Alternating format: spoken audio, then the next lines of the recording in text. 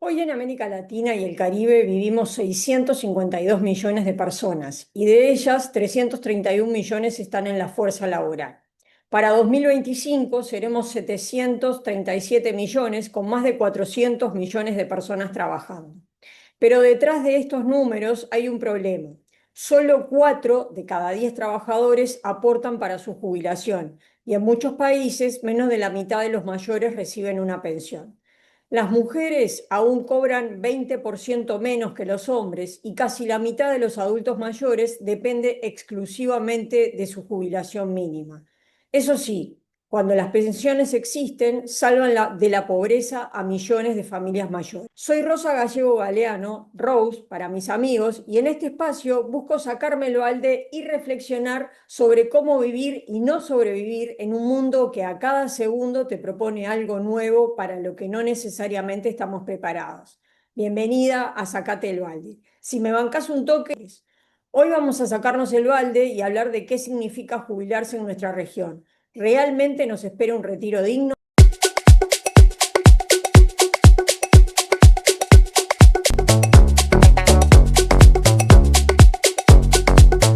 ¿Por qué no se realizan contribuciones a la jubilación en Latinoamérica y el Caribe? Bueno, por un lado, hay razones estructurales del mercado laboral que impiden que la gente aporte, y por otro, están las percepciones y decisiones individuales que llegan también a jugar un rol clave. Entonces, vamos primero a ver los factores estructurales del mercado laboral en la región. Lo primero para analizar en este factor es la altísima informalidad laboral. Uno de cada dos trabajadores está sin contrato ni aportes. El segundo es el empleo independiente o por cuenta propia, y ahí la ausencia de aportes voluntarios se percibe mucho más alta porque muchísimos independientes perciben este aporte como un gasto. Y después, por último, tenemos a las empresas que evaden aportes, práctica común en las pymes, en las pequeñas y medianas empresas, por los pagos en negros que hacen a sus trabajadores para reducir costos. El segundo factor que vamos a analizar es el factor individual o cultural y cultural. Digo, pueden ir juntos o separados, da igual. Lo primero es la desconfianza en el sistema. Hay temor a no recibir lo aportado o a cambios en las reglas. Eso es bastante común en nuestros países en Latinoamérica y siempre genera incertidumbre y bastante zozobra. Lo segundo es el tema de los ingresos inestables o muy bajos. Entonces, las prioridades se enfocan en necesidades inmediatas más que en el ahorro futuro. Y por último, la falta de educación previsional. Normalmente hay un gran desconocimiento sobre el funcionamiento y las consecuencias de no aportar. ¿Qué se puede hacer para asegurar un retiro digno cuando no hay aportes? Bueno, varias cosas, pero lo primero que se me ocurre es que hay cosas que dependen de nosotros, de cómo ahorramos, de cómo invertimos, de cómo nos apoyamos como familia, y otras que dependen de cambios más grandes como la formalización laboral y la creación de pensiones inclusivas, que ya ahí es un tema más, más político o de Estado, si le quieren llamar. Entonces, si vamos a lo que podemos hacer a nivel personal y familiar, bueno, ¿qué puedo hacer para asegurar un retiro digno? Dando algunos ejemplos. Lo primero que podemos pensar es en la diversificación del ahorro, ¿no? No depender solo de la jubilación estatal, entonces crear fondos de emergencia, ahorro a largo plazo o inversiones seguras. Por ejemplo, si vos sos una profesora independiente en un país cualquiera, como puede ser Perú, abrís una cuenta de ahorro programado en una cooperativa y aportás un 5% fijo cada mes. No es mucho, pero en 10 años acumulas un fondo que puede complementar tu pensión mínima. El otro tema que podemos hacer como iniciativa propia es la educación financiera temprana, es decir, aprender desde jóvenes a separar parte del ingreso para la vejez. Por ejemplo, si en México un padre le enseña a su hijo de 20 años a invertir el dinero que gana en su primer empleo en un fondo indexado, a los 30 años ya va a poder tener un capital semilla para un futuro negocio. A ver, son cosas que podemos hacer cada uno y dependen de las decisiones particulares y de la formación o de la capacitación que querramos nosotros adquirir, porque nadie nos la va a venir a dar. Después están los planes complementarios que se pueden armar en fondos privados, en cooperativas, en cajas profesionales o mutuales. Por ejemplo, en Uruguay muchos médicos aportan además a la caja de profesionales universitarios, lo que les asegura un ingreso adicional en el momento de la jubilación. Y por último no, como penúltimo tema, tenemos el ingreso alternativo en la vejez, que pueden ser pequeños emprendimientos, trabajo parcial, economía plateada, como le quieran llamar. Por ejemplo, en Colombia está el caso de una señora que abrió junto con unas amigas un taller de repostería y además de generar un ingreso extra que le colabora con la jubilación, encontraron un espacio social y de propósito para compartir con personas de su edad, con lo cual se sienten útiles y también, obviamente, reciben un ingreso que les ayuda y que les suma. Y por último, sí tenemos la red de apoyo comunitario o familiar.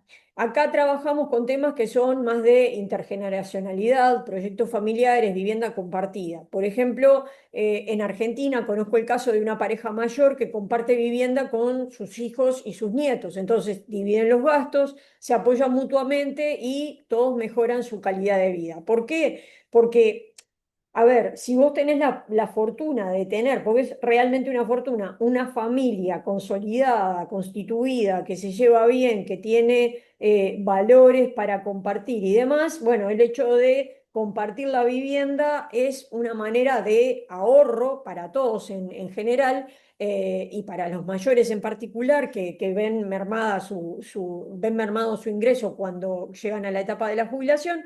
Y para los hijos también es un apoyo el hecho de vivir con los padres o con los suegros para la crianza de los hijos, para el compartir gastos, para el poder también ayudar a sus padres en la edad mayor cuando necesitan más apoyo y acompañamiento, ¿no? Después está el otro factor que es lo que uno puede o lo que debería cambiarse a nivel político y social. Y acá tenemos básicamente dos temas. Uno, la formalización del trabajo, en donde se deberían generar programas de inclusión laboral para reducir la informalidad. Y en este caso podemos tomar ejemplo de lo que pasó en Brasil o lo que pasa en Brasil con el programa MEI, que es de microemprendedor individual. Esto permite o permitió que más de 14 millones de trabajadores por cuenta propia se registraran formalmente y accedieran a la seguridad social, lo cual no es menor. 14 millones de personas que estaban en la informalidad total pasan a formar parte del registro de trabajadores y por tanto acceden a la seguridad social. Y segundo, está el tema de exigir políticas inclusivas, o sea, pensiones no contributivas básicas y sostenibles para quienes no pudieron aportar por un motivo u otro, lo cual debe, obviamente, documentarse debidamente y acreditarse debidamente, pero que se tiene que hacer. Y un ejemplo de eso es Bolivia, en donde existe la renta dignidad, que es un pago universal para todos los mayores de 60 años, independientemente de si aportaron o no. Este tipo de política protege de la pobreza extrema a miles de adultos mayores y es súper importante que los países puedan implementar este tipo de medidas, porque quieran o no, hayan aportado o no, si estas personas caen en la pobreza extrema, tenemos otro problema que es mucho más grave: cómo mantenemos la salud, la calidad de vida de estas personas que por determinadas circunstancias han caído en esta situación y van camino de la pobreza extrema o ya están en la pobreza extrema.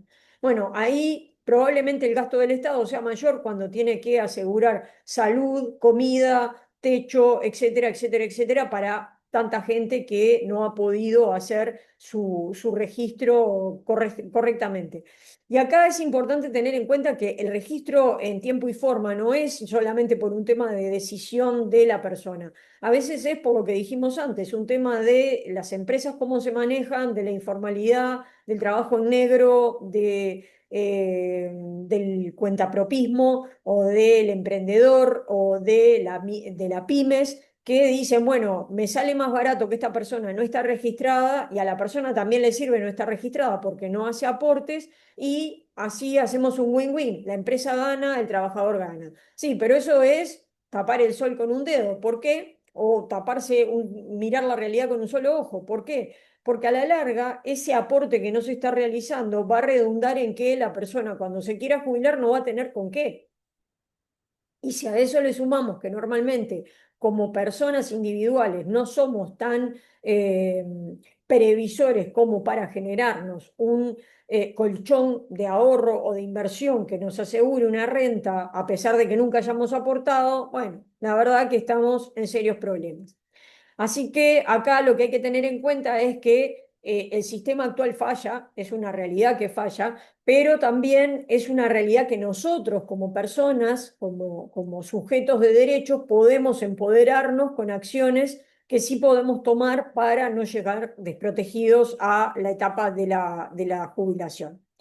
Entonces, de alguna manera resumiendo, porque este tema podríamos hacerlo súper extenso, pero me parece que es bien concreto y es bien para que nos saquemos el balde y empecemos a pensar en qué cosas podemos hacer para no llegar a la jubilación y decir, pucha, trabajé tantos años de mi vida y no voy a cobrar nada. Y bueno, no vas a cobrar nada por N motivos, no importa.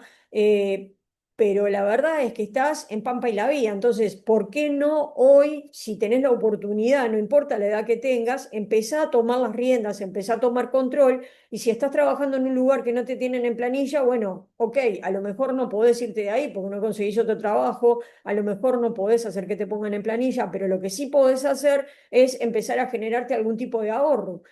No sé, de lo que te pagan, guardate todos los meses el 5%, el 10%, lo que puedas guardarte y sellalo a cal y canto para que eso sea un fondo de reserva que tengas. Ahora, ¿lo vas a dejar durmiendo en el banco? No. ¿Lo vas a dejar durmiendo en una latita? No. Aprende lo que puedas sobre inversiones, por básicas que sean, porque tener el dinero parado, tener el dinero durmiendo, no sirve de nada. Lo que necesitamos es que ese dinero esté formando un colchón, una reserva, pero que esté trabajando de alguna manera para generarme algún tipo de rentabilidad que lo aumente, que lo incremente y que me sea un poquito más de lo que yo puedo ahorrar todos los meses para mi etapa de jubilación.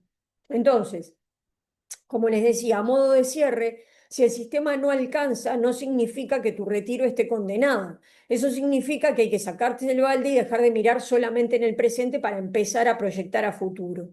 Un retiro digno no se construye con excusas, se construye con decisiones que hay que tomar hoy.